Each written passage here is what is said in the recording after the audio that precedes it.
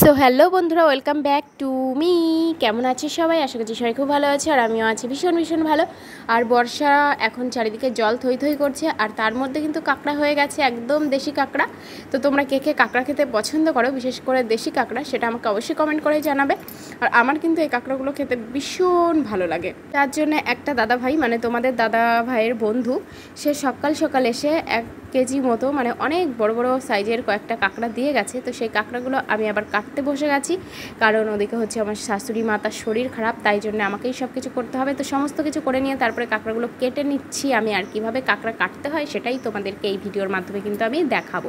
তো দেখতেই পাচ্ছ অলরেডি আমি কাঁকড়া কাটতে শুরু করে দিয়েছি। তো সবার প্রথমে হচ্ছে কাঁকড়াগুলোকে ধরে এক এক করে প্রথমে বড় ঠ্যাংটাকে একদম সুন্দরভাবে কেটে নিতে হবে, যা আর সাবধানে কিন্তু কাঁকড়া ধরতে হবে, যাতে করে ওই বড় ঠ্যাং দিয়ে তোমাদেরকে কামড়ে না দিতে পারে। কারণ ওই বড় যে দুটো ঠ্যাং থাকে ওর মধ্যে কিন্তু দাঁত থাকে, আর ওই দাঁত দিয়েই কিন্তু একবার যদি কামড়ে দেয়, তো হাতের মধ্যে কামড়ে দিলে কিন্তু সেখান থেকে পুরো খাবলে ধরে একেবারে মাংস তুলে নিয়ে চলে আসবে। তো আমি ভীষণ মানে ভয়ে ভয়ে আর কি ধরছিলাম, কিন্তু ভয় পেলে তো হবে না, কাজটা তো করতেই হবে, খেতেগুলো করতে হবে। তো তারপরে বড় ঠ্যাংগুলোকে প্রথমে নিলাম, আর তারপরে তার সঙ্গে আমি ছোটো ঠ্যাংগুলোকেও ছাড়িয়ে নিলাম, নিয়ে একদম পুরো মাছটাকে পুরো গোলপানা করে নিলাম। তারপরে তোমাদেরকে দেখাবো, কারণ এইভাবে কাটলে কিন্তু অনেকটা সহজ হয়। আর যেহেতু কাঁকড়া মাছ, চিংড়ি মাছ, এগুলোতে প্রচুর পরিমাণে নোংরা থাকে, তো এগুলো আর তার সঙ্গে কিন্তু থাকে মানে ঘিলু। তো এই ঘিলুটাই হচ্ছে সব থেকে মানে বেশি টেস্টি, তো যার জন্য এগুলো বেরিয়ে না যায় তার জন্যই কিন্তু এইভাবে কাটা। তার মাঝখানে আবার পাশের বাড়ির ঠাকুরপো আমাকে বলছিল, ও বৌদি সকাল সকাল তুমি কী মাছ কাটাকাটি করছো, কই মাছ নাকি?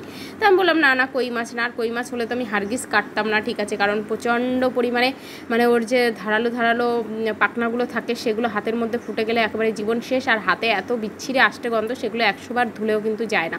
তো তারপরে আমি বললাম, না গো ঠাকুরপো, আমি কাঁকড়া মাছ কাটছি। সকাল সকাল ওকে একটু উঁচু করে দেখালাম, বাট ও দূর থেকে দেখে বুঝতে পারলো না, কারণ অনেক গাছপালা ভেদ করে তবেই ওর চোখে যাবে, তো সেই জন্য দেখতে পাচ্ছিল না, দেখে বুঝতে পারছিল না। তারপরে আমি বললাম কাঁকড়া কাটছি। তো গল্প করতে করতে কাঁকড়াটা কেটেই ফেললাম। আর এই যে দেখো আমার সমস্ত কাঁকড়াগুলো কাটা হয়ে গেছে, এই দেখো। এবার এইগুলোকে ভালো করে আমি জল দিয়ে কিন্তু ওয়াশ করে নেবো, আর এগুলোকে ভীষণ ভালোভাবে ধুতে হবে, কারণ এর গায়ে প্রচুর পরিমাণে মাটি, বালি আর হচ্ছে কিন্তু শ্যাওলা থাকে, মানে শ্যাদলা থাকে, শ্যাওলা না শ্যাদলা।